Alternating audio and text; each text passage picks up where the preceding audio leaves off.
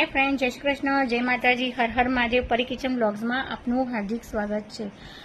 તો અત્યારે હું જમવા બેઠી છું। જમવામાં છે ગવાર બટેકાનું શાક, કેરીનો રસ અને રોટલી, બે પડવાળી રોટલી। જો કોને પ્રિય છે કેરીનો રસ?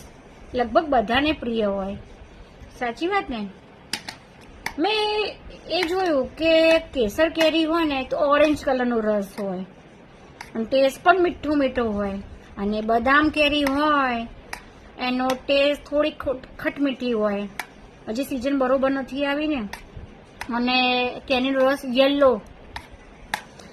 કેરીમાં પણ જાત જાતની ક્વોલિટી જોવા મળે, સાચી વાત ને? જેવી કેરી એવો સ્વાદ ને તેવો ભાવ, સાચી વાત ને?